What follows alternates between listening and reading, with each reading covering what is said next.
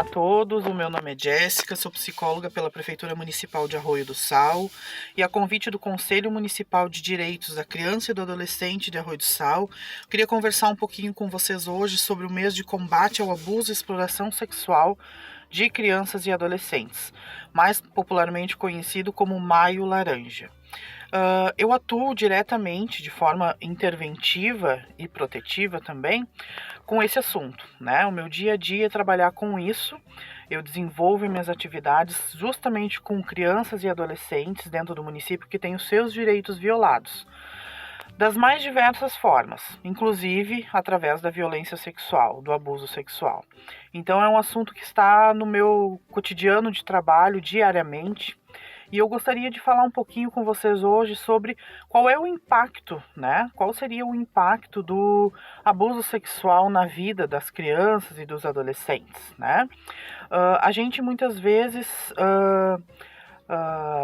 amplia, de repente, né, o impacto de um episódio abusivo ou de mais de um episódio, enfim, da situação de violência sexual e acredita que aquilo diretamente vai fazer com que a vida da pessoa, né, que a pessoa tenha um prejuízo enorme da sua vida ou que desenvolva alguma patologia ou um quadro sintomático bem difícil de manejar, bem agudo, né?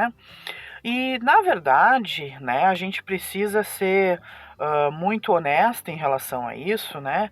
Porque sim, isso ocorre com um grande percentual de pessoas, né? Com um grande número de crianças e adolescentes, desenvolvem sintomas comportamentais, emocionais e sociais, muitas vezes, que acabam tornando a vida da pessoa disfuncional, né?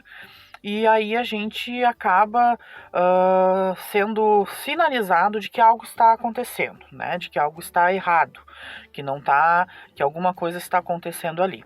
Mas e aí, porventura, às vezes, né, aí vai procurar ajuda, né, vai buscar entender o que aquela situação, né, quer falar.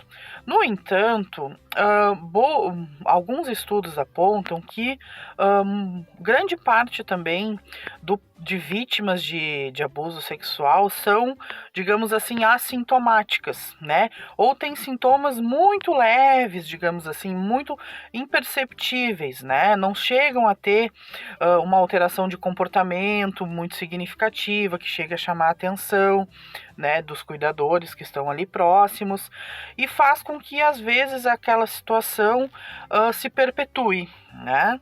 Então, o que eu quero dizer com isso, né? Que muitas vezes a gente espera, né, que aquela dá muita ênfase, né, a alterações de comportamento, a alterações cognitivas e emocionais, como verdades, né, para subsidiar, né, o fato de que houve abuso sexual ou não. E na verdade, muitas vezes o relato da criança, né, e do adolescente, ele não é levado em consideração, porque não houve essa alteração, né, que a gente diz de uma forma quase que conclui que deve se haver, né? Então a gente tem que estar muito atento a isso, né? Porque com sintomas ou sem sintomas, né? As vítimas elas estão aí, né? Algumas por algum conjunto de fatores, né?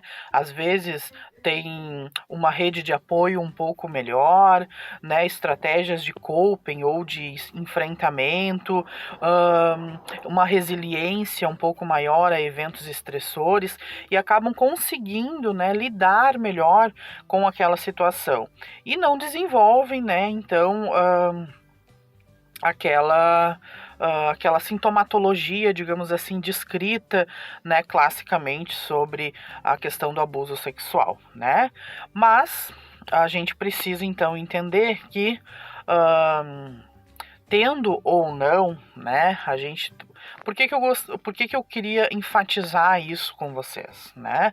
Para que a gente não fique preso necessariamente a um conjunto de sintomas, né? E faça uma relação direta desses sintomas com o evento do abuso sexual, né? Isso faz com que a gente muitas vezes crie um falso positivo, né? E negligencie ou não dê atenção devida, de repente, a algum relato, né? De alguma criança ou de algum adolescente que possa confiar a nós, né? O que está acontecendo com ela. Porque aí a gente acaba se baseando, não, mas ela não teve nenhuma alteração de comportamento, mas ela não teve nenhuma alteração, né? Nenhum efeito no seu desempenho escolar, né? Então a gente nem sempre a gente vai ter, né, esses sinalizadores, mas aquela criança ou aquele adolescente pode estar sendo vítima sim de abuso sexual. Tá? Então a gente precisa ficar alerta a isso, né? Escutar mais as nossas crianças e os nossos adolescentes, né? Levar mais em consideração aquilo que eles nos trazem, né? Muitas vezes a gente não dá crédito ao que é dito, né? Mas só aquilo que é visto, né? Então, como se precisasse, a gente sabe que a gente se baseia muito em provas na nossa sociedade hoje, né? Mas a gente também precisa acolher, né, aquele discurso, independente se ele vem carregado de sinais e sintomas, né, que a gente julga ser ligado ao abuso sexual. É muito importante esse alerta, né, para que a gente possa, de fato, não negligenciar boa parte de crianças e adolescentes com sintomas não tão significativos assim, ou até mesmo assintomáticos, mas que também são vítimas do abuso sexual. Tá? E sempre lembrando que tem intervenção, né? A gente tem muitos recursos, né, psíquicos para lidar com eventos estressores, então é possível sim, né, superar uma situação traumática como é uma situação de violência sexual e seguir a vida de uma forma funcional, de uma forma, né, sem muito prejuízo, sem o desenvolvimento de algum transtorno ou qualquer outro quadro psicopatológico ali na frente, tá? Então, busque ajuda. A gente sabe que é duro o assunto, né? Mas busque orientação, busque ajuda. A gente está aí para auxiliar e sempre lembrando que a prevenção é o melhor tratamento.